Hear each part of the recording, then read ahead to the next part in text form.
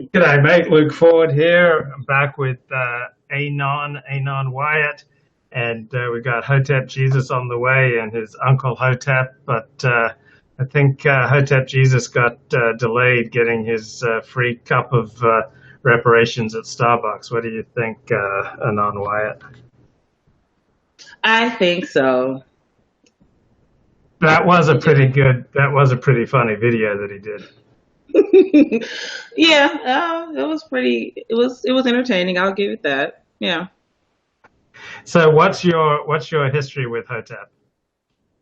There's no real history. I guess while we were just kind of hanging for a second, I made a video. There's a live stream between a Hotep Jesus, another black man, and two maybe a few other joiners on from like Identity Europa from like a year ago. Yeah. And I just did a video on it. It's where I was being kind of cheeky. What do we call it? Base. I called it. I think I called it base. Gullible alt-righters cuffed by base blacks and Trump hats. I know it's being cheeky, clicks, whatever. And it's just basically my overwhelming assumption that number one, a lot of this is just phony. If you want to like get some clicks and you want to have a good time and you want to be that person or whatever, go for it. But I don't know. I kind of it's just basically I don't have a history. He just sent me a message, a comment under one of my that video that I made like 3 months ago, like a week ago, and I was like, "Oh, do you want to have a?" He said, "You want to have a chat or interview?" I'm like, "Yeah, sure." Hey, we got everyone in the house, Hotep Oh, and Uncle Hotep. So, Hotep Jesus, how are you, sir? What's up, man? How are you? Good, man. Great to see you. And your Uncle Drew is here. Uncle Hotep, how are you, Uncle sir? Drew. Nah, that's my homie Doe. Oh, Uncle Doug. Uh, So, uh, I take it you guys are not necessarily biological uncle and nephew. correct. Okay, awesome. No, So, we're actually all related, Luke. yeah. We're all like actually related. Hotep, you've been in the news a lot. You're a master of the game. Why don't you just give us a couple of minute introduction to yourself and to what you're all about, Hotep Jesus? Are we live right now? Yes, we're live. We're going. What up, people? Shout out to everybody tuning in right now. I am Hotep Jesus, and I am an author, motivational speaker, and I'm here with my homie Doe. He is president of Hotep Nation and founder of Lola and Doe Soap, the official soap of the Hotep community. You can get that at lolaanddoe.com. We have an affiliate program where people can earn money, earn cash. We're all about empowering our community through self-sufficiency and teaching people economics and economic independence. And I myself have a book out right now on marketing. It's called Twitter Marketing, How to Build a Cult-Like Following. You can get that at booksbybrian.com. And we're all about sending the love vibration out into the universe and having people reflect that back and just making a better world for everyone respectively. That's beautiful. What does the name Hotep come from? Isn't that an Egyptian thing? Yeah. If you look up the definition of it, it means peace. If you ask my big brother Shaka Akmos what it means, he'll tell you it means satisfaction. It could also mean life and death. There's several meanings that it can fall under. But yeah, so for us, the term came around. It's really in the conscious community. Some people call it the conscious community. It's known as a greeting. So you might say Hotep to your people when they walk in the room, whatever. But when I was expressing my thoughts and opinions on Black Lives Matter or Black Matters, period, people were using it against me as a pejorative, as an ad hominem. So I kind of just embraced it from that moment, and I figured I'm like, it kind of sucks that this word derives from our ancestry, and now people are turning it into a pejorative. And it's like why are we turning this thing into a pejorative? So I was like, let's own this and bring some dignity back to the term. Can I ask you And a question, yeah, really? yeah, please go ahead. Yeah, why'd you name this Black Alt-Right? Like, that's not fair. I'm not Black Alt-Right. There's no such thing as Black Alt-Right. Oh, I just saw really? your interview on Red Ice, and I saw like Non Wyatt's video on you, so I can revise the title. But you went on Red Ice. You were talking about the alt right, so I Just guess that's what prompted. Yeah, it's funny that you think just because I spoke to them that you should name this or that we're the black alt right, like we fall under their umbrella. We don't fall under their umbrella just because.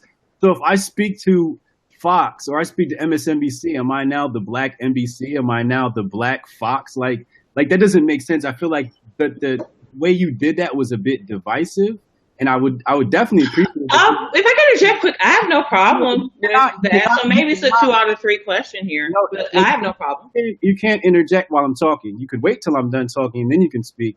But no, you can't interject. So like I was saying, I think is divisive to go ahead and do that. I think that Hotep Nation stand on its own. We're not under some umbrella of any other white organization out there, and I think that's unfair. So I would definitely appreciate it if you could revise the title. That'd be really awesome. Sure, I can do that, and I will do that because I don't want to use a title that's unfair and that's unnecessarily divisive. Anon, you were about to say something.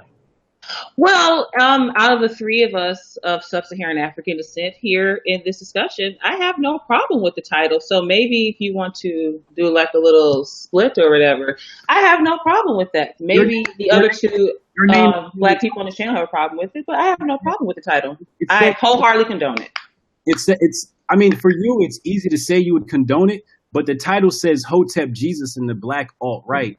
Like it's not your name up there, and you don't even have a camera. He can remove on it. He can remove your name. That's fine. Yeah, that'd be great. I mean, my name is fine, but don't associate me with something called black alt right. That doesn't exist. There is no such thing as a black alt right. I think a better term would be alt black or the black right. But to say black alt right is entirely unfair. I mean, your face isn't up here, so you have it's easy for you to condone that. Hey, Luke, this is one of the links that I mentioned previously. Hotep Nation is a website that is affiliated with, Hotep Jesus. I don't know if you're still here with this site or not, but there's an article that ran on February 8th, 2017 called "What is this Hotep and Alt-Right Alliance?"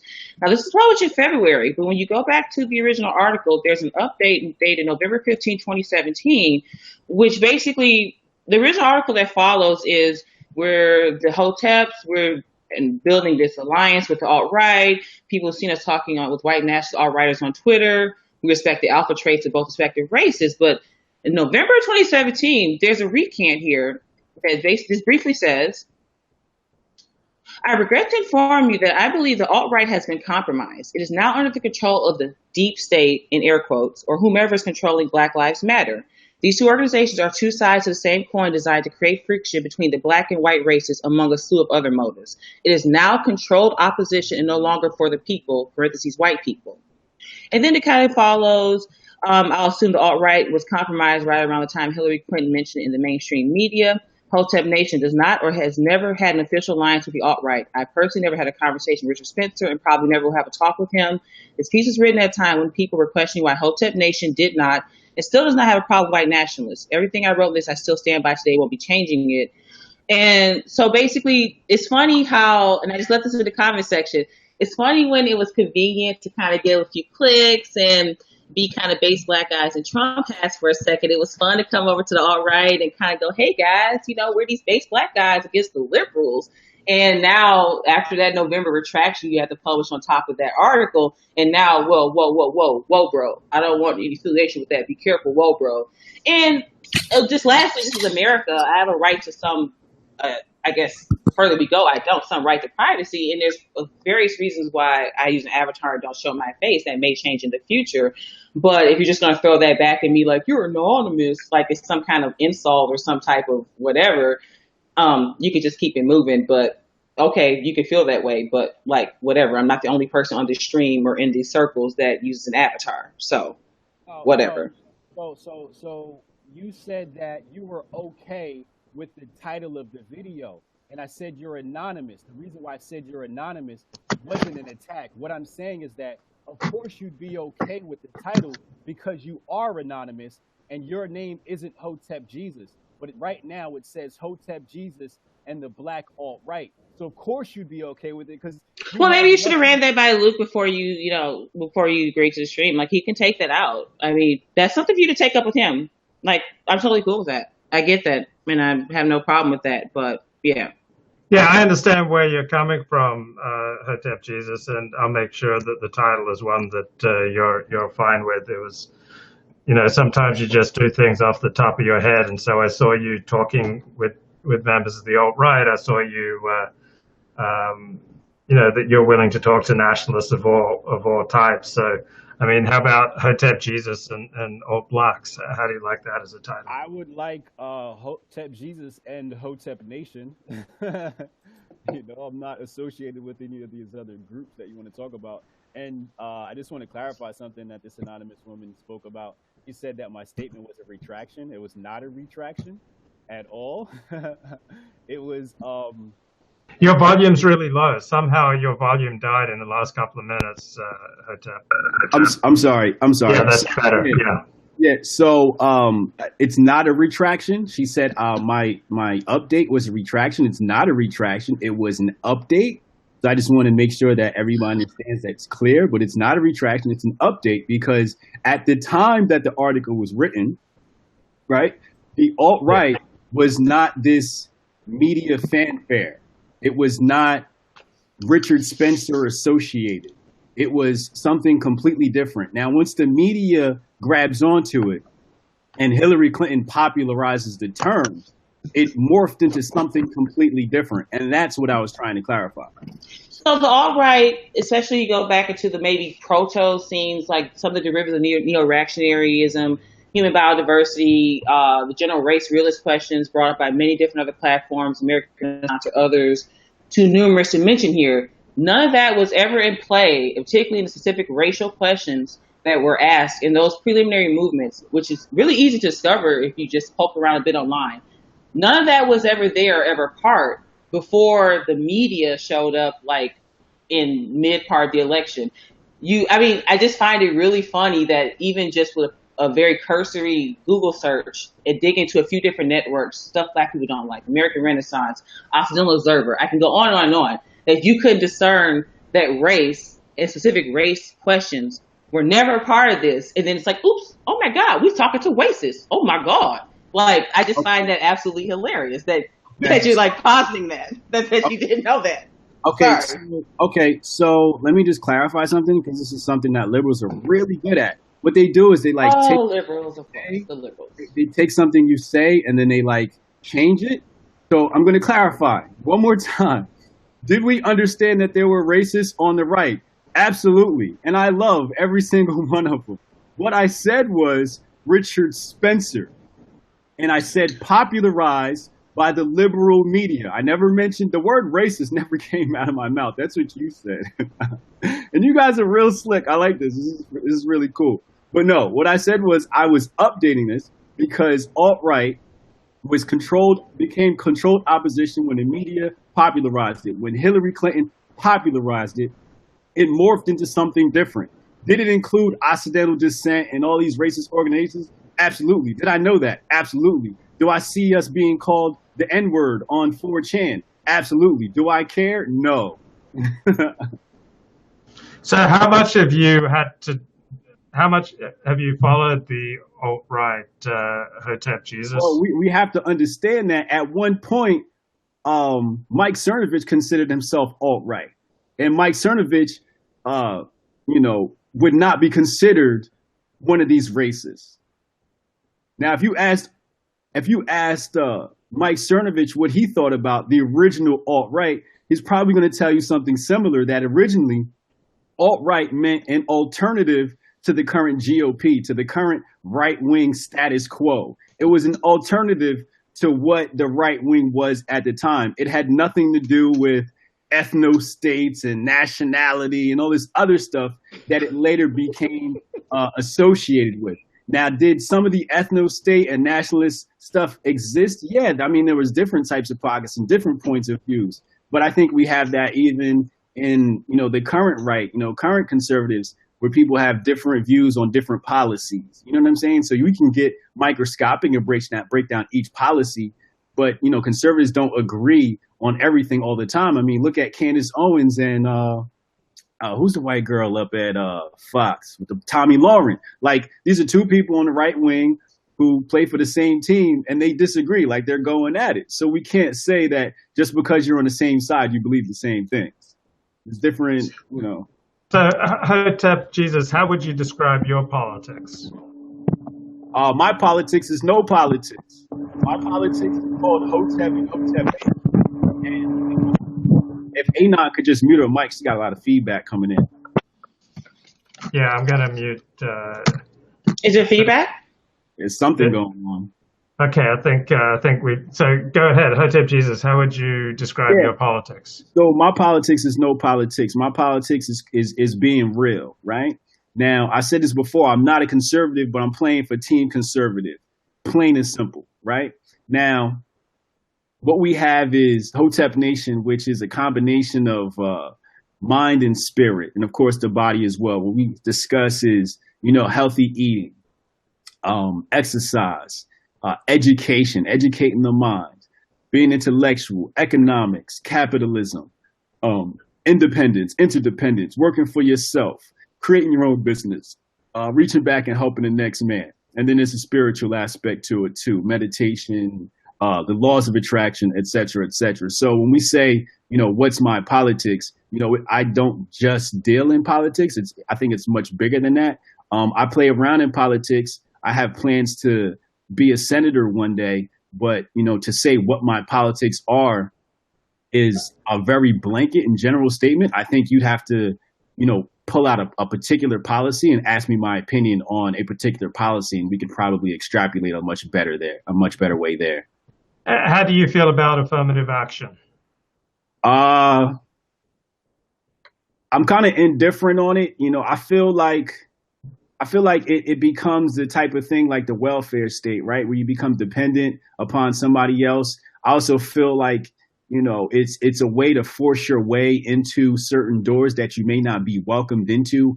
I feel like if we just built our own, we wouldn't have those issues, right? So you don't have Asians asking for affirmative action. They just come, they build their cities, they build their businesses, and they go about their business. So when I look at Black people and I think about affirmative action, I'm just like, I don't really care. Like, if that's what y'all want, that's what y'all want. But it's not what I want. What I want is for us to build something that's so great and so undeniable, we don't have to have affirmative action. We just take care of our own. And Anon, if you can unmute and give us a description of what your political philosophy is. As far as political philosophy, I guess for the most part, I sit mostly on at least a comparable parallel travel with more of the alt-right, dissident right in terms of race realism, that race is real, and that is something that to be discussed.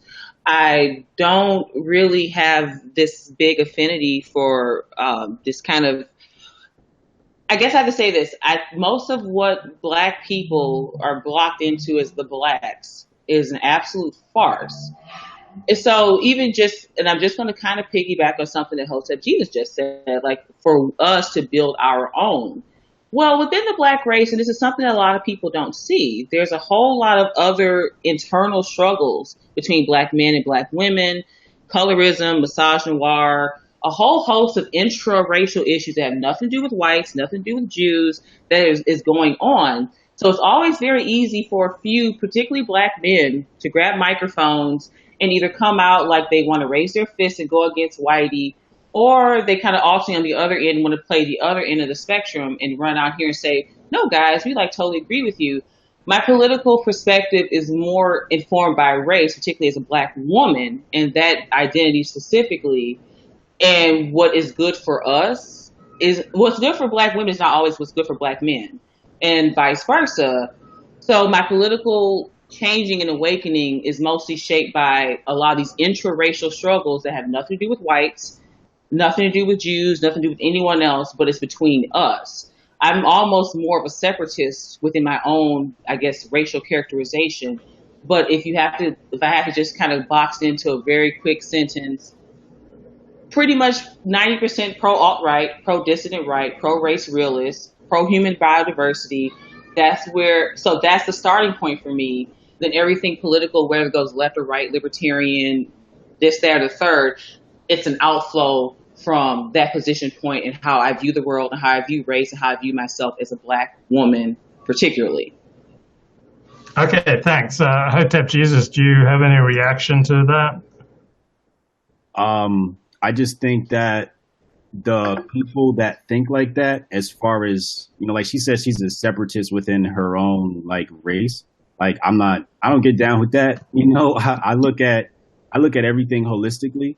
And it's fine if she wants to be separate, but I think that it's divisive that Black liberals try to say, oh, well, Black women have problems on their own and Black men. I say, okay, fine, we can acknowledge that. Like, I feel like that's a moot point because obviously, like women have a menstrual cycle and men don't. So obviously, at the basic biological level, we have different problems we face. So of course we have different problems. The thing is, how do we come together to solve these problems together? How do we solve the issues that Black people face together? And then she also threw out there something about us, talking about the white man. I don't care about the white man. I don't, I see the alt-right because I'm not afraid of the white man. You don't see me online complaining about the white man. As a matter of fact, one of the issues that we push out there is to stop complaining about the white man and focus on yourself. So when she says that, she's not talking about me or our organization. She must be talking about somebody else.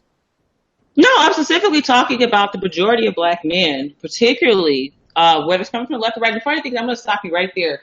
This is something that I've noticed you and other Hoteps do. It's the liberals, guys. It's the liberals. We got to fight the liberals. And I'm absolutely sick of you boiling, and not just you particularly, but I've seen this across the spectrum of you guys. It's just this fake fight that you're trying to search yourself into and try to gain these kind of like little brownie point alliances with particularly more white, alt-right leaners. My theory is a good chunk of Black people, particularly Black men in these circles, y'all know that quote unquote Mr. Charlie done about had it with y'all den dudes.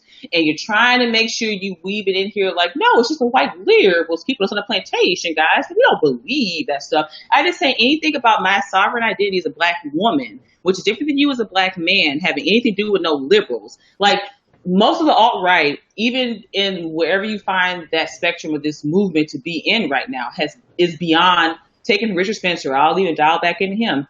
Is beyond conservatism in the sense that we're not like, it's just them liberals, guys. It's just them conservatives. It's beyond that. So keep trying to dial it back to this. The liberals say the liberals do this, the liberals do this, the plantation do that. It's just this conversation I'm having and trying to initiate where I actually want to talk about race realism. I want to talk about the IQ question. I would love to get something like that discussed maybe within this stream before I go. I'm beyond that point. So just talking about the liberals, that's like basic bitch conservatism that and I'm assuming a good chunk of people in this chat have left behind within the past 2 to 3 years, if not 5, especially post Donald Trump's election. So this liberals thing is just getting a little bit silly. We're beyond that. We're beyond conservatism over here. So let's like not just kind of keep trying to dial back to the liberals. It's really silly. No one cares. So Hotep Jesus, what do you see as the principal challenges for Black life? Is it the liberals? Is it internal things in Black life? Is it white racism? Is it, I don't know, global capitalism? What's the main challenge? It's liberals and Black liberals, she has a problem with the term liberals, right? And that's fine, whatever. I think that Thomas Sowell wrote a good book, White Rednecks and Black Liberals, and they're talking about people like her, But here's the thing, right? When she starts talking about the Black man and the Black woman, and she separates the two, that's a liberal tactic. The liberals. Oh my God, dude! Really? Oh. Yeah, I'm sorry. Let me just mute so that let's not interrupt each other, guys. So Hotep, sorry, finish your point, and then I'll allow Anand to respond. Yeah. So as you can see there, like her laughter and the way she acts in this, and her inability to be professional, like this is what we're talking about from the liberal. We're here to have a discussion and hopefully, find a middle ground and move forward so we can do better for our people and all people across the globe. But It seems like the liberal just wants to argue. I don't want to argue. I want to find common ground and move forward. The liberal wants to compartmentalize everything. This is black females. This is black females who are gay. This is black females who are gay that have been, so it's like they just keep dividing us and breaking us down into these small parts instead of just bringing it back to the whole and saying, okay, we know what we have different, but what do we have the same? What do we have that is alike? When I look at Africa, right, and people say, I don't know what part of Africa I'm from, I always say, doesn't matter, you're African. Just say you're African and it's fine, leave it there. And they'll say, well, there's 1,000 different cultures and 1,000 different languages. And my rebuttal to that is, that's the exact reason why there's conflict on the continent, because everybody thinks their jollof rice is better. What we have to do is stop, sit back, and say, well, what do we think, what are the things we have in common? And then let's come together there. Because you can put a bunch of people in a room that have a ton of different things that are different. But once you find the commonality, let's say it's a favorite football team, now they have something to join in and have a discussion, and you bring camaraderie. So a group of people could be white, black, Asian, but if everybody in that room is a Cavs fan, all of a sudden you have unity and this wholesomeness, right? So I think that's what black people need to focus on is, yes, we have these differences. Yes, we need to talk them out. But we need to talk them out with the mind frame of we're all one people and we want to come together at the end of the day. So I don't like when liberals, and I say liberals because we need to be specific, because what I used to say was black women, and that was a mistake. What I used to say was black people, and that was a mistake. No, I think we have to be very specific on who we're calling out and say black liberals or the black left, because it's not black people on the right that care about these issues that she's talking about, right? It's people that care about the family unit.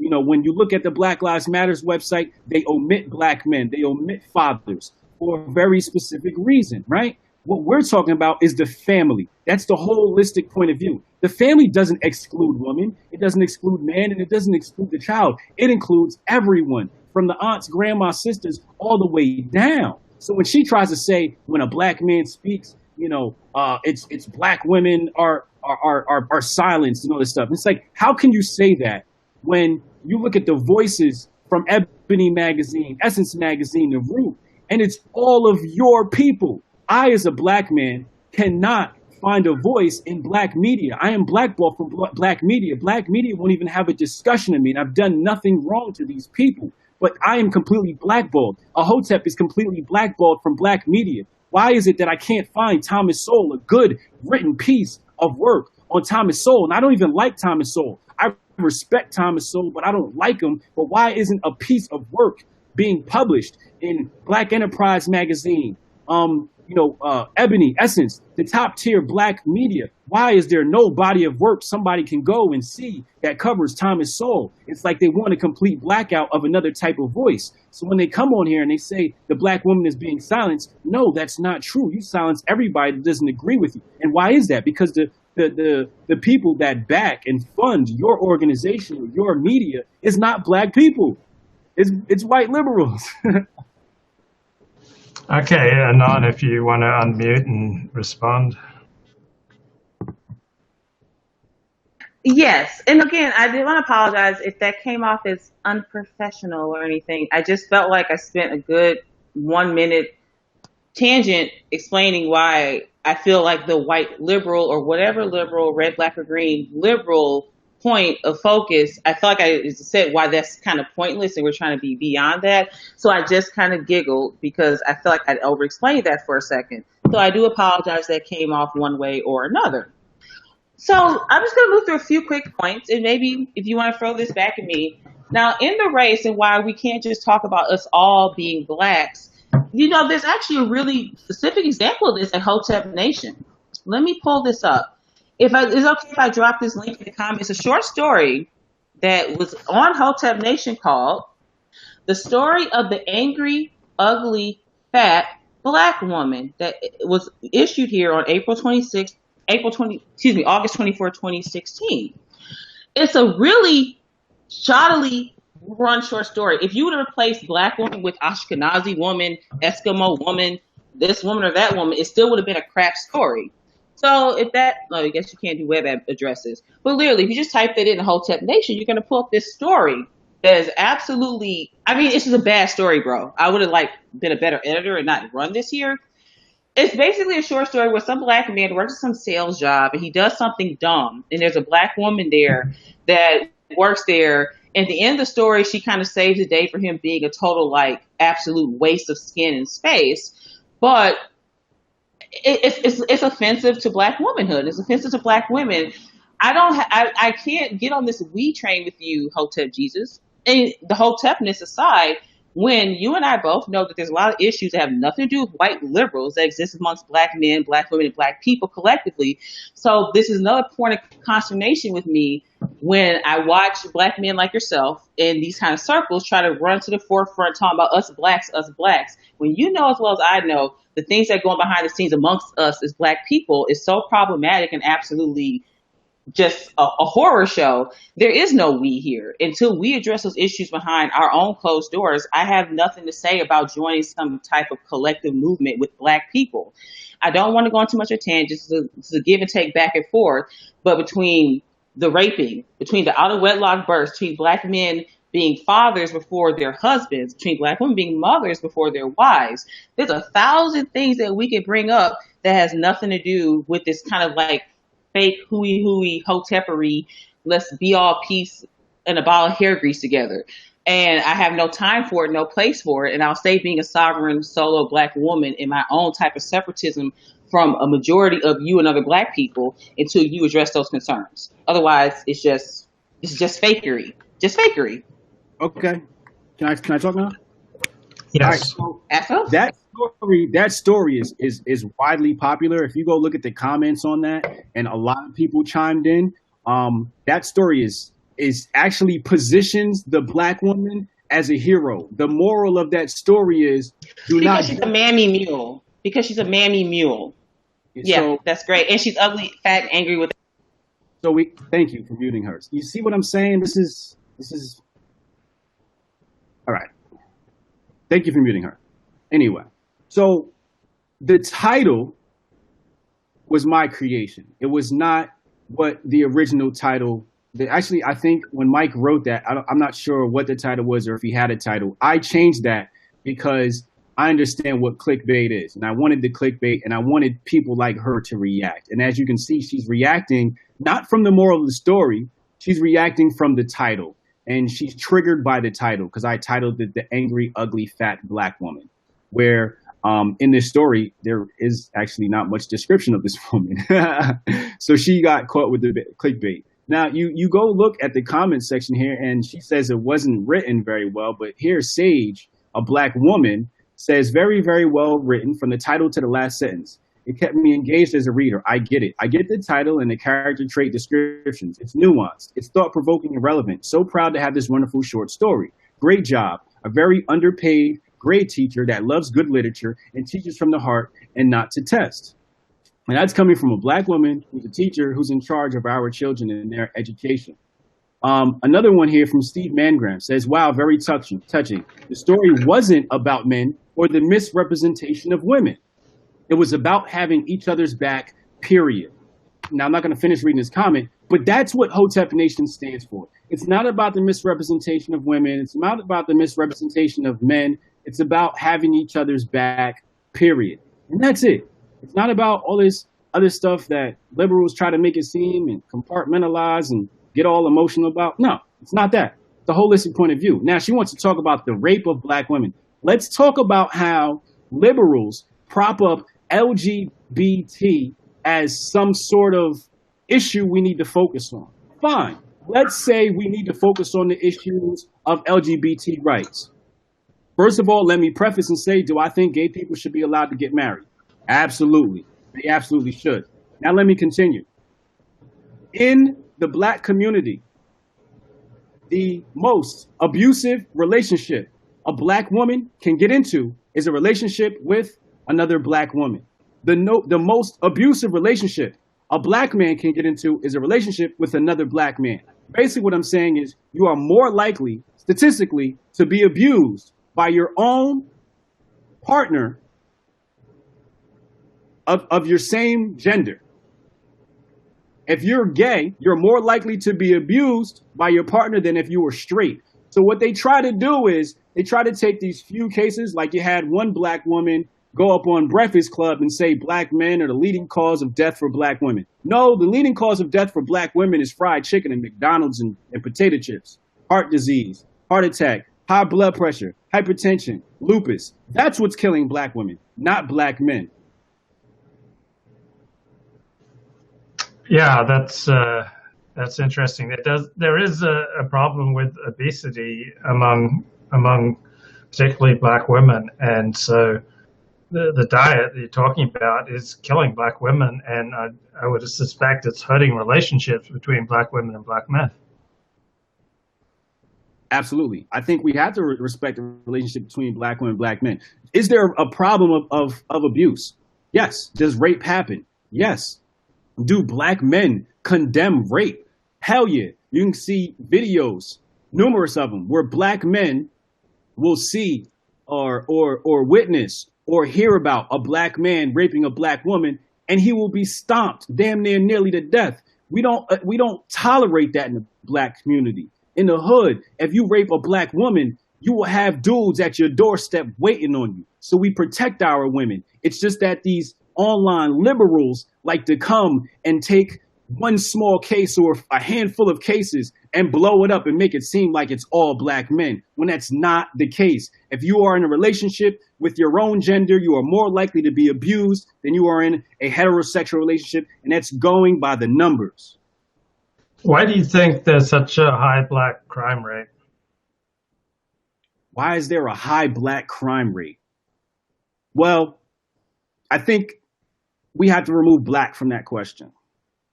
We have to say, in America as a whole, why is there a high crime rate? Right? So globally, America has some of the highest crime rates compared to some of the other nations. Now, I know we're not probably number one, but we have a fair amount of crime to be a developed nation. Why is that? Well, the number one issue is usually poverty. Where you have poverty, you have crime. It's just how it is. It's just, if you don't have, you have to figure out some way to get it. You know, when you're pushed to the edge, like you have Miss Alice Johnson, who Kim Kardashian right now is working with Trump to try and pardon, right? And when you listen to her story, what does she say? She lost her job, she couldn't make ends meet, so she decided to resort to a life of selling drugs. Well, there you have it. Not to mention a lot of influence from music and TV. Okay, Anon, I'd like you to unmute. And Anon, what do you think are the principal reasons for a high crime rate among blacks, not just in the United States, but also in England or other Western nations with a large black population? It's a lot of the good old nature versus nurture, and it's also genetics. It's the IQ question, and a beautiful, I guess that's not the word we're looking for, marriage of all those factors into one. So poverty, the poverty question, well, we're just robbing people because we're poor. There's a whole lot going on. Like, let's just pick one aspect of crime. Like, for instance, I was robbed at gunpoint by two black men in a few blocks from my house. Was walking home. It was about maybe 9 p.m. And all of a sudden, out of nowhere, two black men stopped, yell at me, had me get on my knees and put my hands up. I was literally a living embodiment of the hands up, don't shoot me, by two people who allegedly belonged to my own race. And they weren't robbing. They got maybe $40 out of me, like a cheapy cell phone at the time, and maybe another $20 in cash. So the crime issue goes to a whole host of things. No one is just, there's a lot going on, but there's a lot of things that aren't being honest about. So I'm just going to back up to one thing that Hotep Jesus was alleging about rape and how, oh, well, you know, it happens, but in the whole same sex thing, there's not that many gays. And then beyond, there's not that many transgenders. And I've noticed this with the hotepery that goes on out here in the internet streets, where there's this oscillation between, you know, it's just the homos and homosexuality is so bad and it's so wrong. We can have that conversation about homosexuality versus heterosexuality someplace else, but I find it very funny with the prevalence, particularly evidence in a city like Atlanta, with the majority black population, with a huge, huge presence of black men on the down low engaging in homosexual sex, that I find is so funny that we just keep going back like this homosexuality is coming out of nowhere and it's just this thing. And you're making this such a situational point when we basically been having these out of wedlock births and a lot of these interracial problems in terms of having children outside of wedlock. But that goes way, way back beyond that. So I just don't understand where you're really trying to, like, I've seen this, you do this a few times. It's the homos, the homos, the homos. I've even heard you say in a few videos with this whole BLM, well, it started by 3 black lesbian women. But the funny thing is, I love this because you may be different, Hotep, and I'll give you this.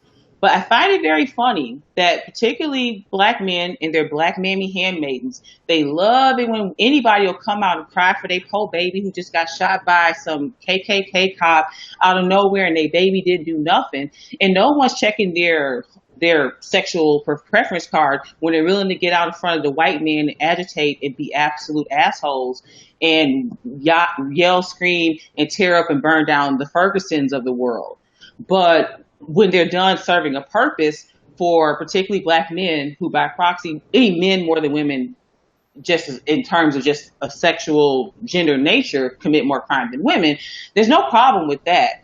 But then when you want to like boogie it back to your liberal versus conservative, left, right, just kind of basic bitch talking points, then the homosexuality and evil lesbians are a problem. So I'm not really even sure where that even goes. But all right, so let me just tackle that. So I said these lesbians are a problem. No, that's not what I said. We've never said that, right? So for everybody watching, we've never said that.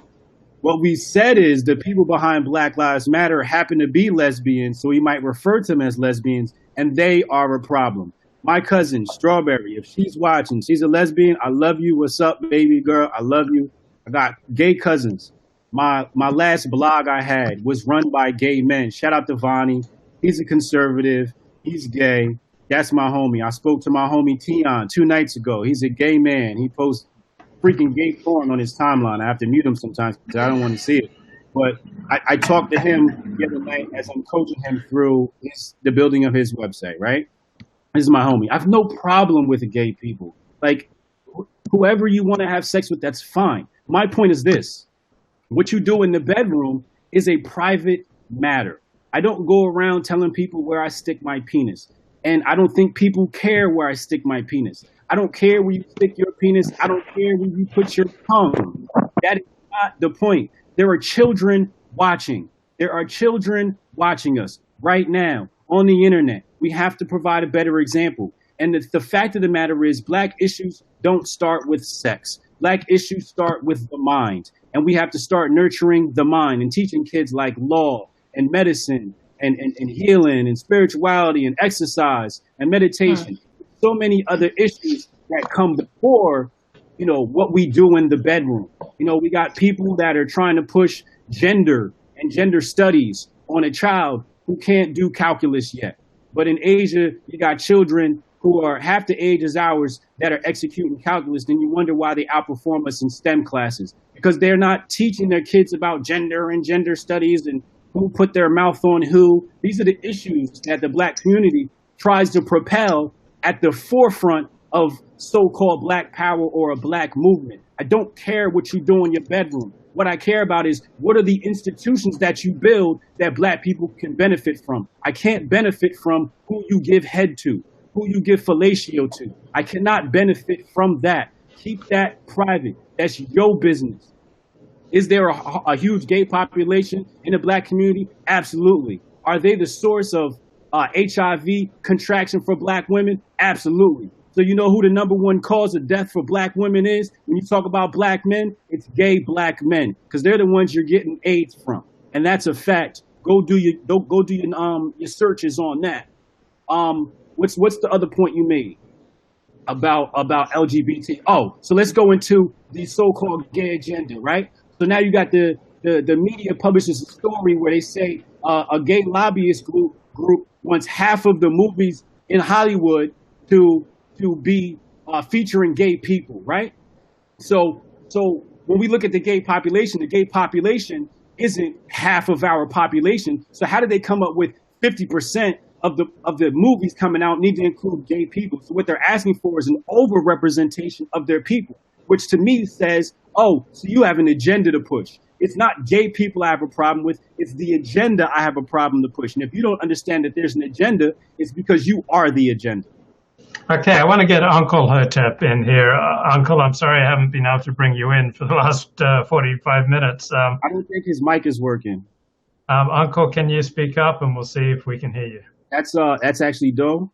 Doe Dudes is not Hotep, but I don't think his mic is working. We're trying to figure that out right now. Okay. So, so we talk about the gay agenda. How is it that when we say Black Lives Matter, right? Black Lives Matter. And Black Lives Matter starts off of the back of black men that are dead, killed in the street. So what they do is what they're basically saying is a black male's life only matters when he's dead in the street. A live black man is a problem, as this Anon woman says. The black man is the problem. He doesn't give us a voice, blah, blah, blah, blah, blah, and all this other conjecture and rhetoric not backed up by anything but her emotions. The truth of the matter is all they care about is dead black men that they can use to push their agenda, whatever it is. So they take the dead black men, like the little boy, Tamir Rice, that's murdered, Mike Brown, Trayvon Martin, old boy that got choked out in Staten Island. You got all these black men that's dead, and then they flip it around and you check their website and it's about affirming the lives of gay people. That to me says agenda. Yeah, I mean, it's obvious that Black Lives Matter is primarily a gay organization. It's primarily started by gays, and that's a dominant theme. Is that it's not really about Black lives so much. It's a gay organization promoting gay interests. Yes, but it's not though. It's absolutely not. To change the title to LGBT Lives Matter, and here now allow the liberal to lie. Go ahead, go lie, please. Oh, so now I'm a liberal, even though I believe in race realism and the IQ question, and I'm even willing to have a discussion even further than most normie conservative. So you keep calling me a white liberal. I'm not going to keep hemming over because I've already said it like 2 or 3 times. I'm pretty sure more of the people in discussion, the chat actually understand this even better. But let me go through like a couple quick things. So you mentioned like this race and all the in your bedroom. What does it say to a race of people who write songs like I'm into having sex, I ain't into making love. Let's have some truffle butter. Let's eat the booty like groceries. Even going way back when to like the 70s, 80s, she's a brick house, she's a super freak. A lot of this like so-called black degeneracy that certain segments want to lay into one direction within this race. I'll let that go for a second, but let's take this all the way back. Let's go before the 60s. Let's go before we have the wick, wheeze, and welfare discussion that way too many black people, particularly black men, but plenty of black women, mammy mules want to have. Let's go back to selling our people into slavery to the Arabs way, way, way before the white man ever showed up. Like this treachery amongst sub-Saharan descended black African peoples in relation to genetics, relation to race, relation to the IQ question is a long, long, long story. That's actually where my complete point in this goes back to. But for the sake of time, we don't even have to go there. So I'm not even having these little nitty gritty arguments and discussions about the past 50 years. And we need to educate our kids more, do this and that and the third. I mean, what else does a majority of white society have to do? I'm thinking this is my big plan. And I want to announce this right here on this stream. I think that to really, really figure this out, we need to go back to Jim Crow and sundown towns. Because I don't think that going back and forth, me as a black woman, this black man here, as you all are listening here, you can tell that we're never going to figure this out. We probably need the paternalistic help of whites to come back and rewrite this situation. Let's go back to sundown laws. Let's go back to Jim Crow. We'll be in the homes together, raising our black children together in the homes, and then we can repair this. Because I'm not going to keep having these circular discussions in this race. The homosexual question I brought up is because I keep seeing Hotep attacking this and feminism. And then you go bring up Tamir Rice, who was flailing a gun that probably was actually a BB gun, but no one can tell that within a quick second. You mentioned Eric Gardner. Look, I bought a loose cigarette before. I'm not hating on it. It's not the worst thing in the world you can do to somebody, but you cooperate police, you put your hands up, and you give in to the police. The man was actually talking about black women in weight, for instance. You see how big of a whale Eric Gardner was, by the way? Please. So we can lay some of this obesity race right at the black man himself, and someone like Eric Gardner in particular, not to even mention his daughter, also slightly overweight, spent the rest of her life nanny muling for him, yelling and marching against the evil white man, yelling and screaming. She died of a heart attack in her early goddamn 30s. So I don't want to keep rambling on because actually, as I mentioned to both of you previously, I do have a flight to catch overseas tonight. So at this point, you just kind of want to wind it down here, Luke, with me, and we can transition out. I'm gonna just tackle those points really fast. So this black liberal here goes into the specifics of Eric Gardner's case. She goes into the specifics of Tamir Rice and so on and so forth. Now, keep in mind, I have not gone into the specifics of whether these people were guilty or innocent or not. The point of me bringing up those people was the fact that Black Lives Matter, the organization, was backing these people. That's why I brought that up. I didn't say I was supporting Eric Gardner or Tamir Rice as she tries to purport or insinuate. No, it was Black Lives Matter and the entire black left that wanted to use these people, Eric Gardner, Trayvon Martin, whoever, that wanted to use these people for their politics. And that's what I'm pointing out. I'm pointing about... Can you mute her?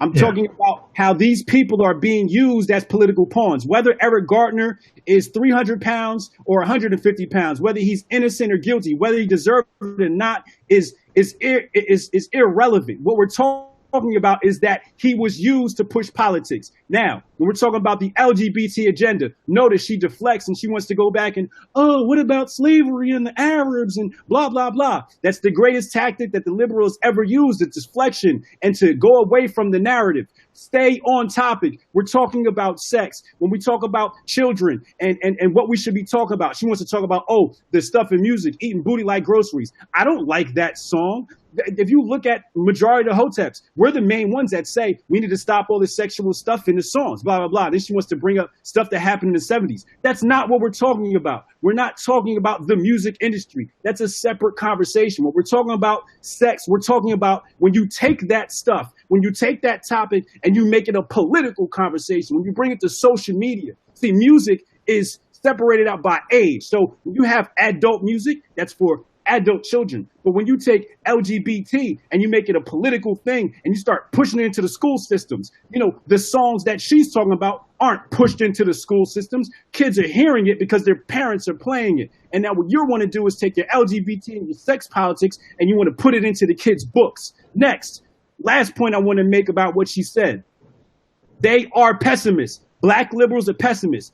Her quote was, we're never going to figure this thing out. How can you expect anything for black people to ever work out when they're pessimists? Hoteps are optimists. We think this can work out. We think we can come to an agreement. If people can change their minds from being pessimists to optimists. She's a pessimist. As she said, we're never going to figure this out. We cannot work with people who say things that are pessimistic. We must be optimistic about our outlook on our society.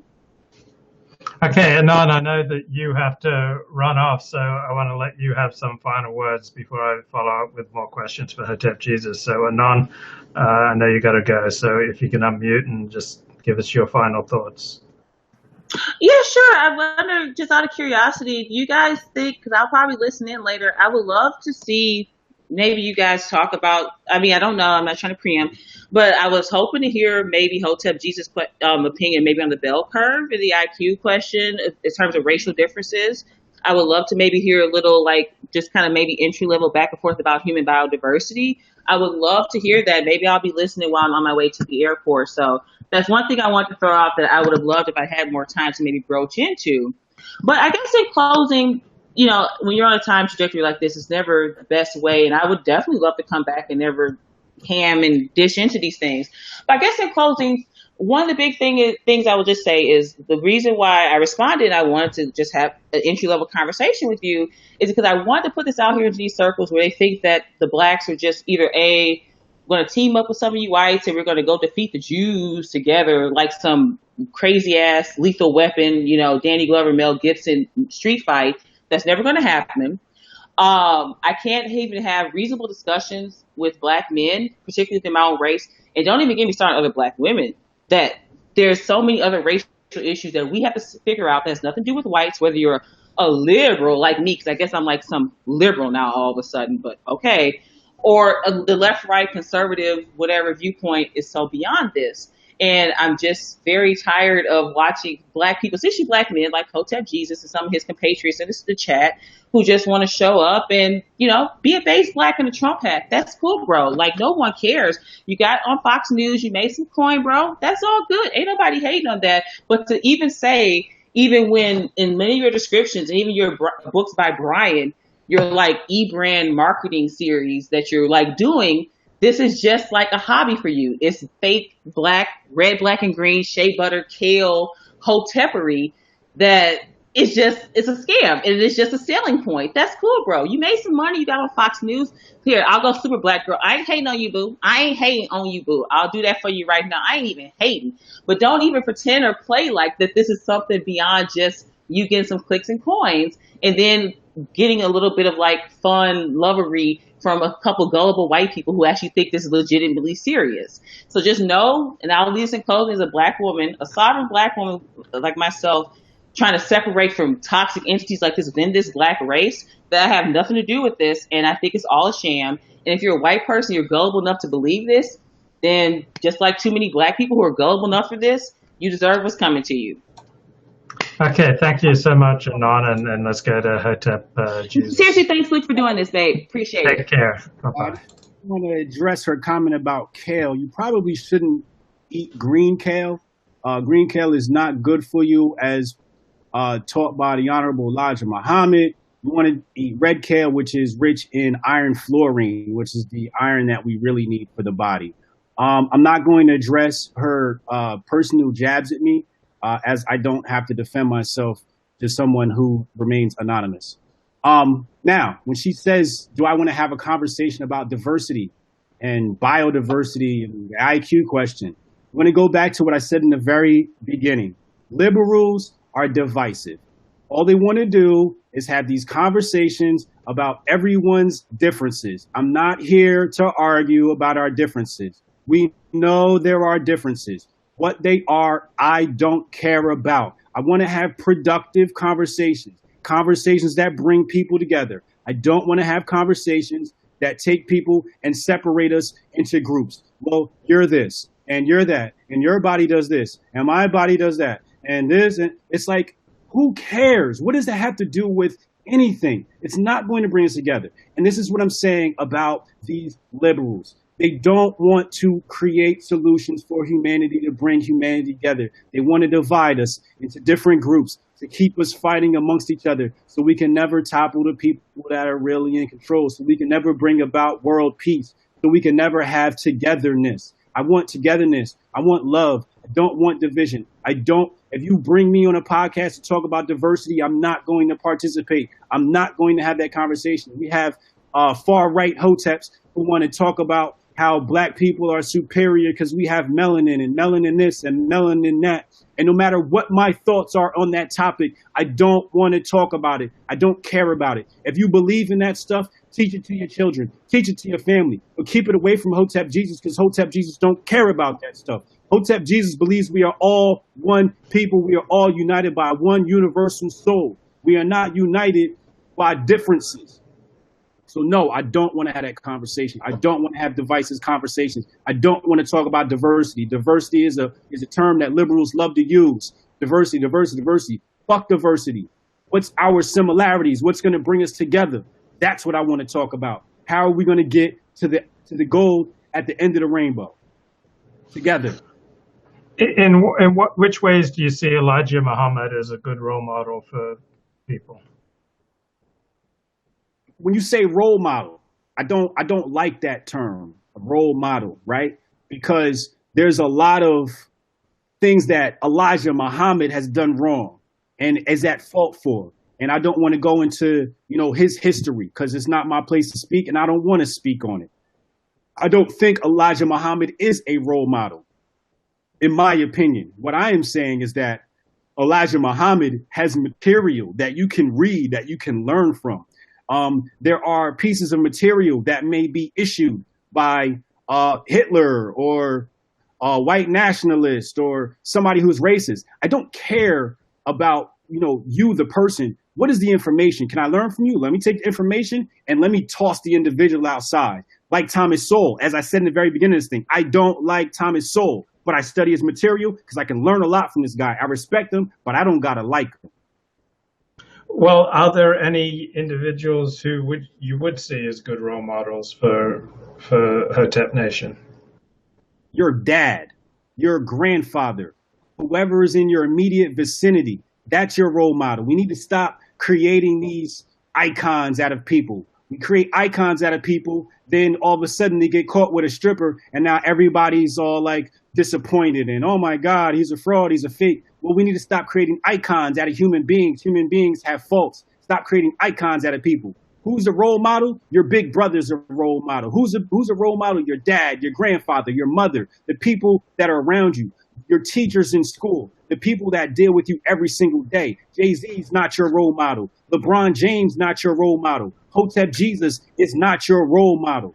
The role model, the people that can be a positive influence on your life. I think a role model is everyone. You can be a role model to your people. I can be a role model to my people in the very private quarters of our neighborhoods. But to say who I think should be a role model, I'm not going to pick one because I don't think that makes sense. So that's another thing that the media props up. Look at this great role model. It's like as if people should try and be like that. No, people are too dynamic to try to be like one person or two people or three people. No, we're way more diverse like that. You need to get maybe 100 role models and try to, figure out what fits best with your personality type, because a role model might be good for a certain personality type. Some people are introverted, some people are extroverted. So who's the role model for the extroverted people? Who's the role model for introverted people? Who's the role model for Christians or Muslims? So that's a very vague question that I feel like needs to be tossed aside. Which do you think is a better model for blacks, Christianity or the Nation of Islam or regular Islam? That's another divisive question, as if to separate the two like one is better than the other. Neither is better than the other. Find out what resonates. When people ask me about my religion, I say I'm Islamic, Buddhist, Christian, whatever. I'm all of it. I embody all of it. It's all the same teachings. It doesn't matter what your religion is. It's how you act, how you treat people in your everyday society. Who cares what your holy book is? I don't care. But I'm not going to sit up here and say Islam is better than Christianity or Judaism or no, let's not do that. Don't do that. That's very bad. That's how we separate people. Let's just respect each other and say, hey, you study Islam, I study Christianity. This is your book. This is my book. Instead of looking at these two books, the Torah and the Bible or the Quran, let's look at the books. Let's put them together and say, well, what can we find that's similar? And then we share that together. That's what I believe would be great, to find the similarities and then bring it together. And you can say, well, this is how your God loves us, loves your people. This is how my God loves my people. Hey, Hotep Jesus, just been listening in the chat. It sounds like you don't believe anything. I mean, other than that, nothing is better than any other idea. I mean, what is that? Is that it? Just that is absolutely fucking correct. My motto, you can go Google this. It says, believe nothing, question everything. That is my motto. You can go search me on Twitter and search that phrase with my name. Believe nothing, question everything. So you're just a nihilist. The moment you believe something, you cease to grow. The moment you believe something, you cease to grow. You see, a fact is time sensitive. A fact is only a fact until somebody presents another fact to rebuke the old one or to challenge the old one. So it's time sensitive. So for me to say I believe something would be wrong, because what I believed a year ago is not what I believe today. So I'm not going to sit up here and say I believe something right now so you can wait a year from now, 10 years from now and say, hey, wait, you said this in 2018. Now you're a hypocrite. No, you're not going to do that to me. I mean, it just sounds, you sound exactly like the moral relativist liberals that you rail against. I mean, you sound like the ultimate liberal, like live and let live, and whatever you want to do, nothing's better than anything else. And that's a great point you brought up because, like I said before, I don't mind talking with liberals because I think we do have some things in common. So let's talk about the things we have in common. Let's sit down at the table. Let's come together and find the things that we can create or come together around to share love. So do I say that all liberals are wrong? No, I'm talking about sometimes their divisive politics, the nature of them, their questions, the things they bring up to separate us. I never said that there are some things that I don't agree with them on. There are some policies that we agree on. And that's why I told Mr. Luke here previously for me to say, a blanket statement about the conservatives. No, a blanket statement about my politics. No, let's break down each individual politics, and I'll tell you where I stand on each individual policy, and then we can talk from there. So if you say I sound like a liberal right now, that's fine with me, but that's your opinion, and I have no problem with it. Yeah, Brendan, I think you may be too low IQ to understand what he's saying. I mean, he definitely does have a message, and his message is about uplifting people. And that message may vary in a particular circumstance. But you're shaking your head, Hotep, but I mean, it sounds to me like your mission is... No, I was shaking my dreads. It wasn't you. Okay. So it sounds to me what you're saying is that you want to uplift people, help people to live in harmony and peace and love with each other. And the specifics of that message will totally vary depending on a particular historical and geographic context. Correct. And time. Time is very important in this too, because at one point in time, so when you look at the politics of black people, they seem to be repeating the politics of the 50s and 60s. So the politics of the 50s and 60s may have worked for that time, but that doesn't mean those politics work now. And I feel like we keep repeating those same politics now. No, you got to update it. Same thing with the Hotep community. Some of the far-right Hoteps, they complain about me and say I'm not a traditional Hotep. And I'm like, well, you keep repeating the same thing we've done in the 60s and 70s. And I'm like, you have to update this stuff with the time. Politics and facts and stuff like that is time sensitive. We got to update this stuff and become relevant. Can a white tep, or is it exclusive to black people? What? A white tep? He said, can white people join Hotep Nation? No, he said white tep. What he tried to do there was another divisive tactic, right? He tried to make a new term. And that's another divisive tactic that I don't like. I asked, maybe I broke up. I asked if white people can be Hoteps. Hotep is an ideology. And if you go to hotepnation.com and type in frequently asked questions or look at the top and hit FAQ, navigate through the menu, hit FAQ, that question is answered there. Well, so for those of us not in a position to look it up right now, what is the answer? Yes? For those of us that are not in position to look it up right now, what you can do is you can remember what I told you to do, and you can, after the stream, you can go on the website and you can look it up. So did you start Hotep Nation, or was that going before you came around? I started it along with our group. We all started it together with Uncle Hotep, Doe, MG, Phoenix, the whole nine, yeah. And what's your role in this group? Same role as everybody else. We're a voice. We're a media outlet, I'm just a voice. I'm just another mind. We all have a specific group or ear that we speak to, right? So my voice may speak to the conservatives. Uncle Hotep's voice may speak to conservatives. Doe's voice may speak to more of the black community. Phoenix's voice may speak to more of the black women and the women inside the holistic health realm, right? So we all have a voice, and I'm just a voice in our community. Okay, I want to read the FAQ on hotepnation.com. Anyone can join Hotep. There are no racial barriers, but the goal is to uplift the black community across the globe, since it is the most abused and oppressed, especially on the South American and African continents. And here are the 10 Hotep commandments. Number 1, I am independent and self-sufficient. 2, I am not one for excuses. 3, I am eating to live, not living to eat. 4, I am completely and totally present. 5, I am an explorer of my soul. 6, I am a speaker of joy and short with my tongue. 7, I am a speaker of truth. 8, I am a servant to the elderly and to the youth. 9, I am a servant to my community. 10, I'm a master of law and finance. So how did you guys develop the 10 Hotep commandments? I mean, they sound like good commandments for anyone to practice: white, black, yellow, brown. Yeah, how did we come up with those? That's a good question. I sat down and I thought about. Well, first of all, I don't like the actual Ten Commandments in the Bible. You know, like the first one seems like so egocentric of a God to say. Like, you should take no gods before me. It's like, what? Like, you could give us as much advice as possible, and you start with us putting a God over you? Like, who?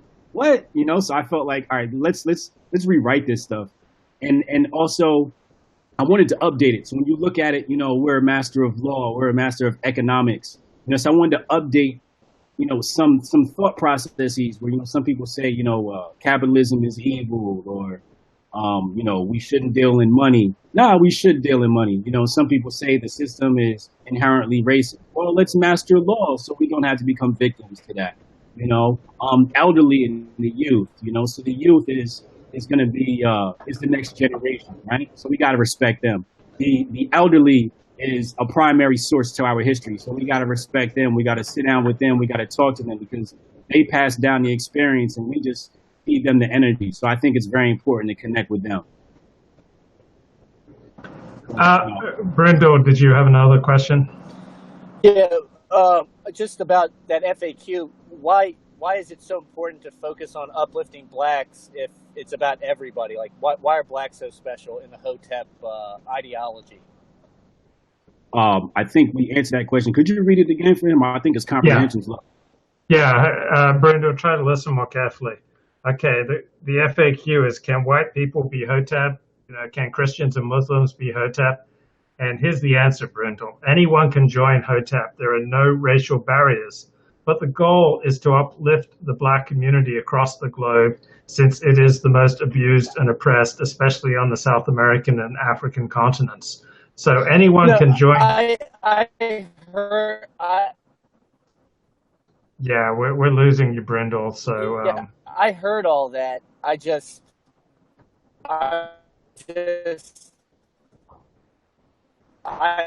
don't know.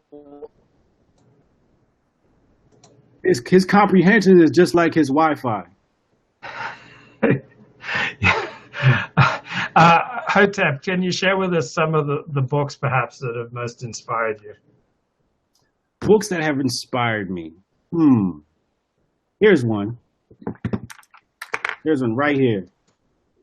Now, when you want to talk about what Hotep is, you know, one time I was working in his office, and you know, I was talking to this woman who graduated from Ivy League. She was my boss, and someone who I figured was an intelligent person.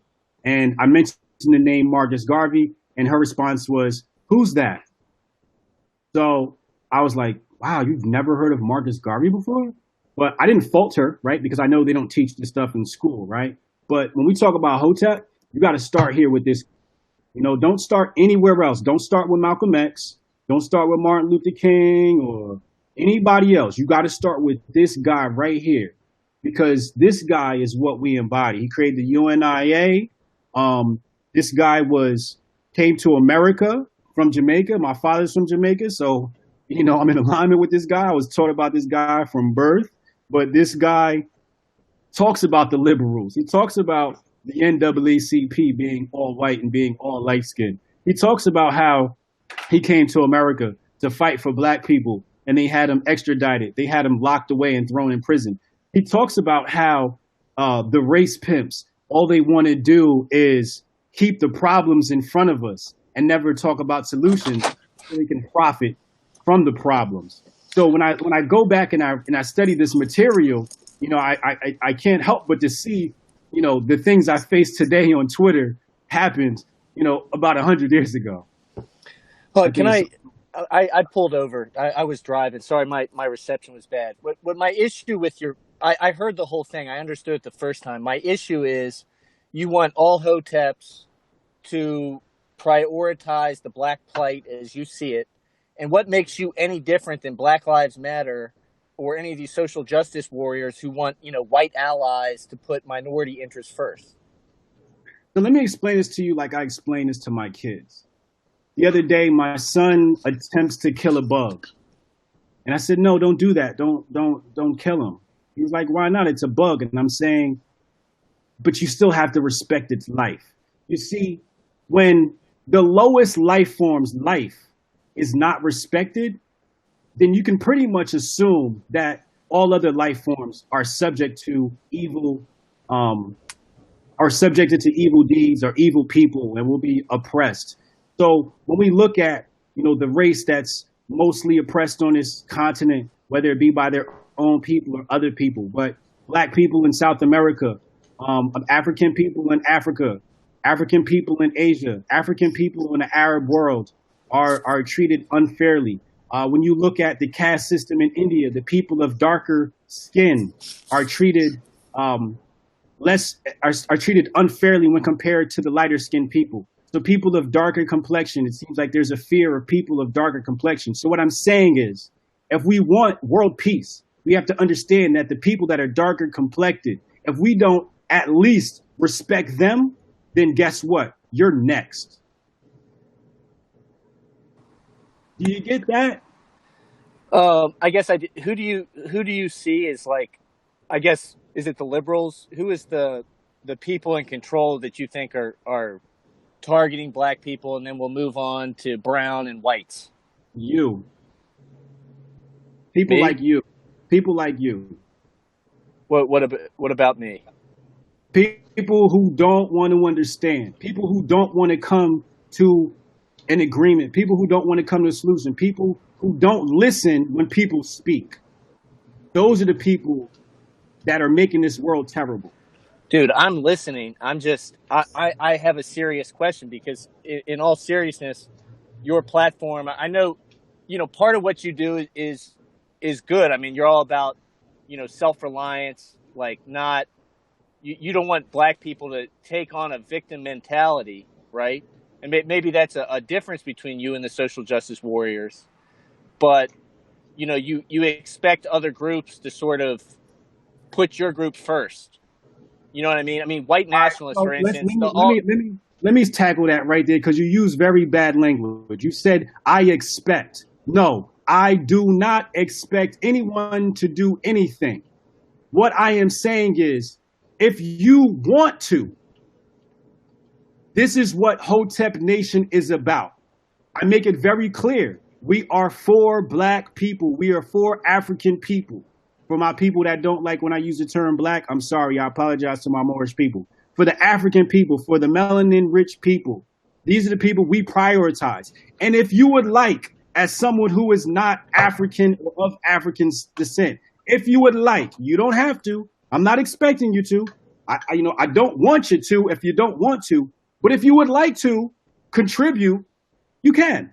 You can. But just know that Hotep Nation is here for our African people. So if you're going to help, I don't want to be the type of person who lies or deceives, right? So like Miss Anon said earlier, I'm trying to deceive white people into supporting me. No, I make it very clear to people in my periscopes and my podcast. Look, I am not a conservative. I am on a conservative team for this certain war that they have with the left. But understand, I am here for my people. It's on the website. I'm here for my people. So if you are going to help us, I want to make it clear so that there is no issues when you donate to our Patreon, that there's no issues. And you don't say, well, he didn't tell us this. No, it's right there on the website. I talk about it. I say it. And if you want to get down, you can. If you don't, I don't hate you. Like, you don't have to get down. I don't expect you to get down. But if you do, cool. What's up? You're my bro. Let's talk. Let's work together. Well, then, can I ask you, because, I mean, something else you said, like, I think I had said in my prior point was, white people, brown people, there's somebody coming for them next if we don't support black people. So in some sense, like, you're basically telling people of other races, it's in your interest to support us. And this is why I'm wondering, like, what exactly that is. Like, who are these people we're fighting? I mean, you say it's me. I reject that, but I mean, what is it that like we need to draw the line on, you know, with black people in order to save everyone else? I mean, in some sense, you're imploring everybody to get into this fight on your behalf. I'm not going to answer the same question twice. Well, because you didn't really answer it. That's why I'm asking again. Well, I felt like I did. So if you want to ask another question, that's fine, but I'm not going to answer the same question twice. Well, let me ask this question. Who's the enemy? You mentioned it's people like Brundlewitz. So the enemy of people who don't want to understand, people who are intent on division, is that the enemy, or is there a particular group that's the enemy, the globalists? Who's the enemy? Ask the people in the chat. Okay. Don't ask me. Ask the people in the chat, and they'll tell you. Let the people tell you. Don't ask Hotep Jesus that question. And matter of fact, anybody who ever wants to interview me again, don't ask me that question. Okay. And what have been the most important of your life experiences that created you and brought you to the place that you're in today? Being born with a great father, being born with a great role model as a father, that the guy I still look up to this day, the guy that I'm still half the man of, the man that supported me in everything that I've ever done, financially, mentally, spiritually, as a father. He's a God to me, my father. He's the man of all men. He's a beast. He's 70 plus years old. He can still kick my ass.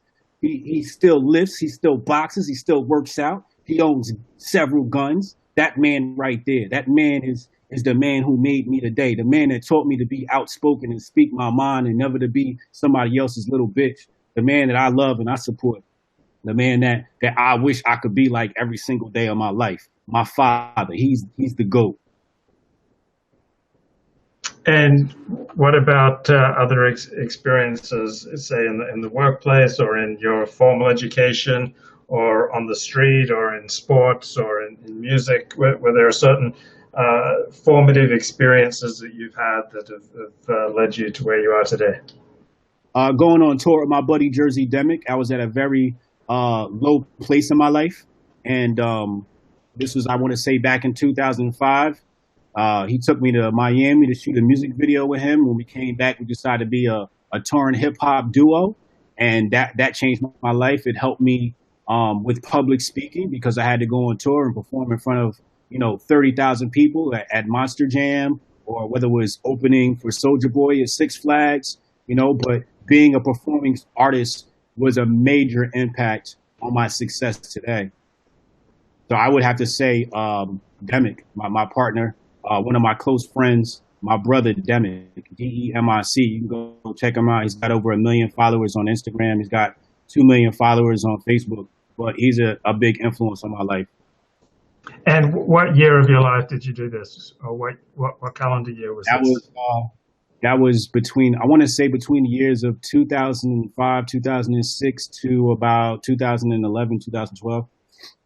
Okay. I think 2011, 2012, I started working with 50 Cent. Oh, and what did you do with 50 Cent? Marketing. Okay. So how long have you been in the marketing field? 15 years? Yeah, really long time. And tell us. I marketed my blog. When me and Demick were a duo, keep in mind, he has a master's degree in marketing.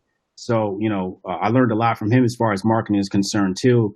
But being a hip hop duo and touring, you get a lot of hands-on experience. Having my previous entertainment blog, which used to do over 1 million hits a month, was a big marketing influence or good experience for me. And then working for 50 Cent as a regional marketing director with no practical professional corporate experience and taking on that role and killing it and rocking it for 2 years straight, where, I turned the New York City arena on its head, introducing that product where everybody just knew about it, just from my grind alone, my hustle. But that was basically, I would say, from actual practical experience of putting things out in the real world. Some people go to school and they get this degree in marketing and then they come work with me and I still have to train them. And I'm just like, what did you learn in school? Like, you don't know this stuff? But me actually going out and doing this stuff and building a business from scratch, is the best experience. Do you think hip hop overall has been good for blacks or bad for blacks? Hip hop is good for blacks. Rap is bad. Two different things. Hip hop, the culture. You know, if you go look at my blog on hotepnation.com where I express, I say hip hop is not a culture, right? Because hip hop has become something that could be detrimental. Now, let me just explain this really fast. A culture I look at as the scientific term of it. A culture is something is like a petri dish. You put something in there and it grows, right? So I feel like if your culture doesn't contribute to your growth, then it's not culture. If it's something that contributes to your demise, it's not culture. It has to contribute to your growth. So if you listen to the music and it contributes to your intellectual growth, your spiritual growth, that's hip hop. If it doesn't contribute to growth, if it's talking about killing your own people or hurting your own people, then that's not hip hop. What was your experience? You got a cat named Wordsmith, WORDSMIFF, and he's hip hop. You know, what he puts out is great music. It's positive. It's high vibrational. You know, he's big out in South Africa, brother right here in Queens, New York. You know, that's hip hop. What was your experience like going on Red Eyes Radio? Eye-opening. I think that was my first conversation with a so-called white nationalist. I don't know if I can call them racist. I think some people might call them racist. I don't know. I probably wouldn't call them a racist, but I might. I don't know them that well. But it was eye-opening. It was fun. You know, because I come from a world where we're not allowed to have those conversations. We're not allowed to speak to those type of people. And if you are, you're looked down upon. But I don't care. Like I do what the fuck I want. You know what I'm saying? Nobody's gonna tell me who I can and cannot speak to. But I learned a lot about people in general and how they reacted to that. And I think that was the best part of seeing how people react to relationship between me and the so-called alt-right. I think that was what was most eye-opening for me is people's reaction and not the actual experience of that interview. Mr. Jesus, do you feel that integration has been good for, like on net, good for blacks in America? Can we mute his mic? I don't want to speak to him anymore. Okay, sorry, Brendel. I'll head out. Don't worry about it. It was a serious question, though. I mean, he's asking questions that like are old, antiquated, and I don't want to talk about. Okay. Have you had other conversations with white nationalists aside from the one on Red Eyes, and what was it like? Did I? I don't. White nationalists. I almost had a conversation with Richard Spencer. There's this guy named Ivan Thorne who I communicate with in email every once in a while, and I think he's a white nationalist. I don't know, but like, I don't really care about people's differences, so I don't. Half the time when I speak to people, I don't even know who I'm speaking to. Like you, like I did like vague research on you, not even really, because I don't care what you're about. I'll find out when we speak, and I'll make my own judgment call and decide what you are. Because what people usually say somebody is has poor classifications. Like the classification systems is broken. I have my own personal, private, proprietary classification systems of people. So I want to speak to you, and I'll put you in my own category, in my own head, how I classify people. So I don't know if I've had another conversation with a white nationalist. I may have, but I think that was the only one. Oh yeah, we had that one because that's what Anon did. He had a rebuttal or review of my conversation with some alt-right kiddies. They were a lot younger than I am. So yeah, we had sets two, I would say. So are there forces in America that you fear? Do you, for example, fear the growth of white nationalism? Do you fear the alt-right, or do you think they're just silly, or what? No, I don't fear them at all. No, if I feared them, I wouldn't have spoke to them. I feel like if you want to practice white nationalism, you should. Black people practice black nationalism every single day. You know, we date our own. We live with our own. If you look at Atlanta and the budding black populace that is, you know, we practice black nationalism. So, to say that white people shouldn't practice white nationalism proudly, I think would be hypocritical. I think that if you tell white people that they can't practice white nationalism, then eventually somebody's going to come around and tell you you can't practice black nationalism, and then that's what's going to hurt you. So no, I don't fear these people.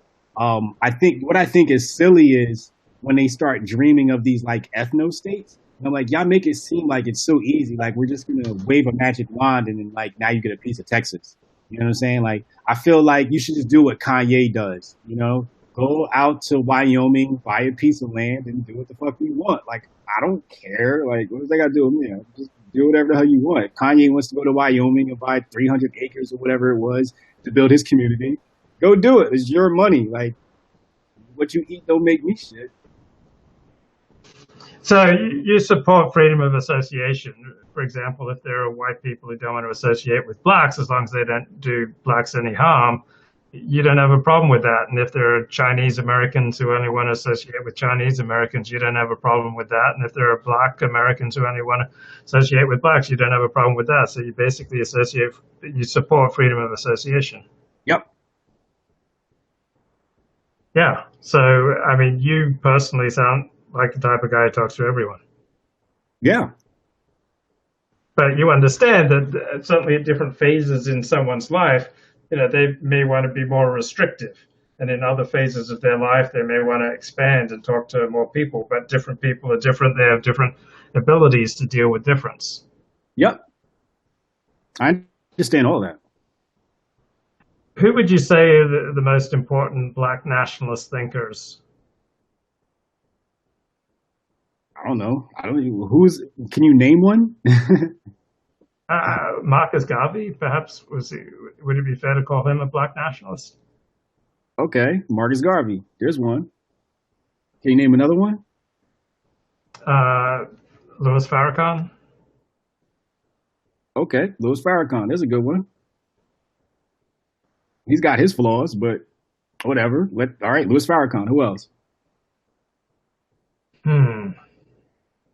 Exactly. That's the point I'm trying to make. When you go, it almost doesn't exist, right? Yeah, I guess it's more of a lived experience. I mean, black people certainly, are often black nationalists, but it doesn't have to be an ideology. Okay, so you can name white nationalists for days, right? I'm sure you could. You could probably name at least a top 10, and we could argue about the top 10 in their rank. When you go black nationalists and you go Marcus Garvey, Louis Farrakhan, right? What does that tell you? You know what that tells me?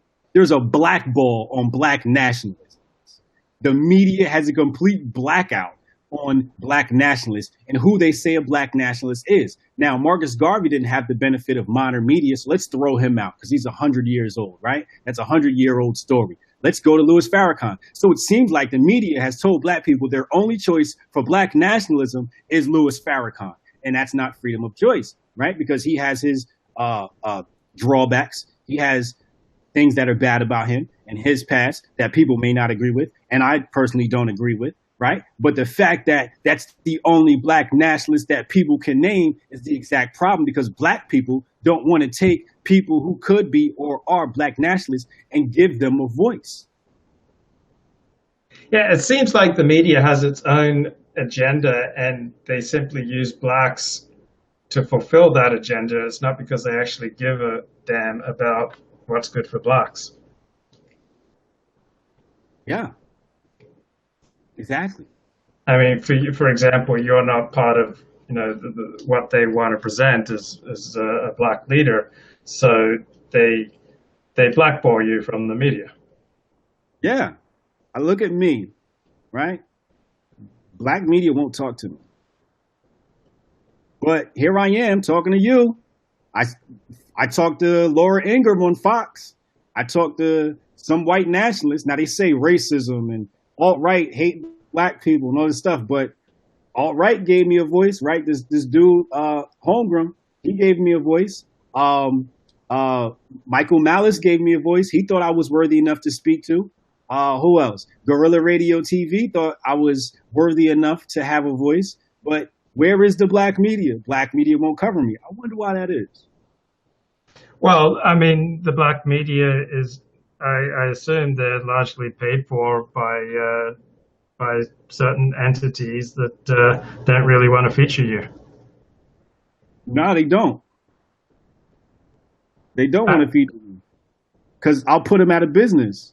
My politics, my ideology will put race pimps out of business. What they want to do is they want to take the problems and present it to people so that they can control people, right? And keep people in a fear vibration so people can keep complaining about white folks, white folks, white folks. They can keep clicking on these articles and hear the problems, but they never provide the solutions. The problem is my ideology provides solutions and kill the race pimp. And that's what Marcus Garvey talks about in his book. Yeah, if you were some kind of anti-Trump, Right. black rights activist, then the New York Times would love to write a story about you. But being that you're not political, they're not interested. If I was anti-Trump, I'd be the media's darling. I would be my media coverage would be out of this stratosphere. Look at my Starbucks video. My Starbucks video went viral because people thought I was a liberal. They thought I was following liberal politics. They thought I was Black Lives Matter. That's why I did it, because I knew it would catch fire. Even Alex Jones got fooled by my video. He was like, look at this race baiting black guy, right? Like everybody picked up on it because that's what they want to talk about. It's the black person that everybody wants to pick at, whether the right wants to pick at it or the left wants to prop that up as what a black person should be.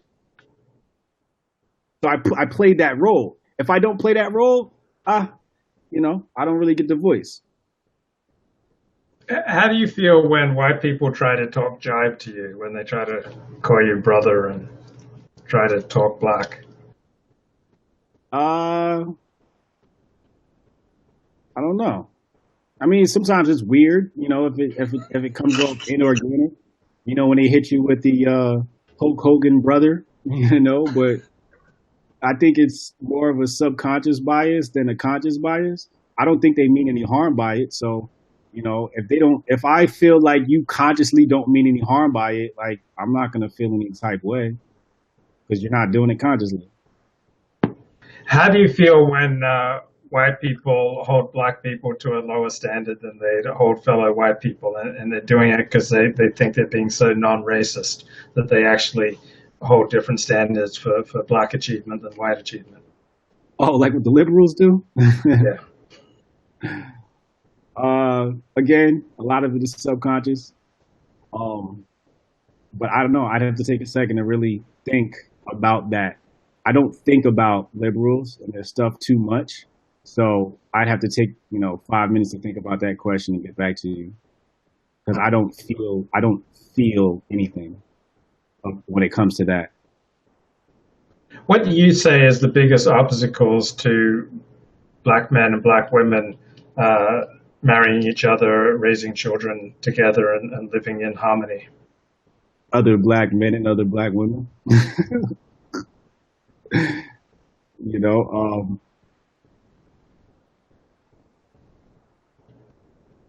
If you don't have an example of a healthy relationship, how can you create one?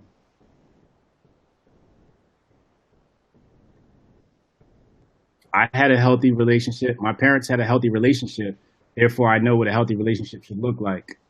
If you don't know what a healthy relationship should look like and you get your idea from Love and Hip Hop, then I fully expect dysfunction in your relationship. So I think that the problem is lack of good examples.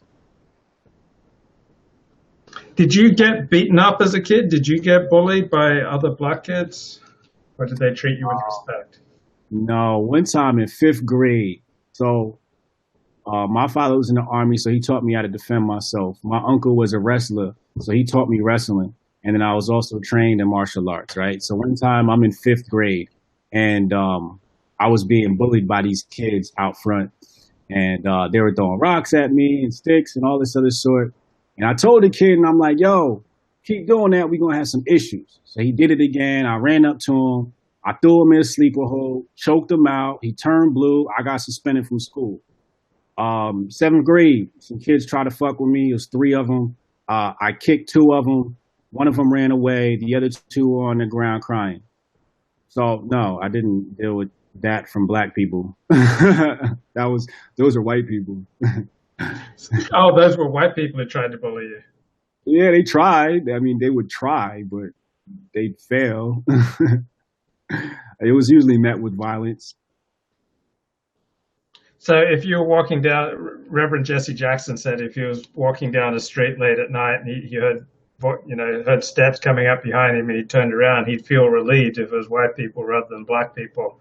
What do you think of that feeling and that analysis? I don't want to answer that question. Okay, I got it. Is there anything that you'd like to talk about that I haven't raised? No. Okay, so wait, why don't you tell us a little bit about your book on Twitter and marketing? Right now, my book is $8 off. That means it's only $10 with the coupon code Starbucks. You get that now at booksbybrian.com. It's a book on Twitter marketing, and I hate books when you buy a book, like a self-help book, and it just like tells you like a whole bunch of things that you kind of already knew, and it's just like not that helpful, and just like boring, and it's just like like I kind of knew this stuff already. So what I wanted to do is I kind of sat down and thought, I'm like, what do people already know? And if they know it, I don't want to talk about it. So I chose things that people don't already know that I actually do and I implement on Twitter. So like little small hacks that have great impact. I talk about timing, and also I cover just branding, period. Like what is branding and how to brand and how to create an effective brand from scratch. A lot of books talk about branding and they tell you all these things that the industry says branding is. And I come from a completely different perspective, completely different angle, and tell you what brand really is. So it includes that. It tells you how to build a brand from the ground up. I even go into SEO and I tell people how to build a website for SEO purpose, how to create a blog for SEO purposes, search engine optimization, so you rank on the first page of Google for whatever you're trying to do. And I show examples. So my book is great for somebody who has a cause, nonprofit, a business, a large corporation, blue chip, whatever it may be, even down to the small guy who's got a small business entrepreneur. I think it's really good for people that haven't started a brand yet, that are thinking about starting a brand, because a lot of times you might read my book and you'll see like, damn, like I have to change my domain. Like, so one of the things I talk about in my book is the domain, your domain name. So a lot of people create these long domain names. And it's just like, no, the shorter your domain, the better. So now somebody might read my book and go, damn, my domain's too long. Now I have to like change my domain. And sometimes you might not have to. So in one aspect, I think the book is really great for people who are thinking about starting something new and haven't yet, because it'll save you a whole lot of time. But for people like I have an influencer, Guerrilla Radio TV, Alan over there, he read my book and he said, as he was reading my book, he was trying my methods and he saw his engagement grow immediately. So it's effective for people who are already influencers as well.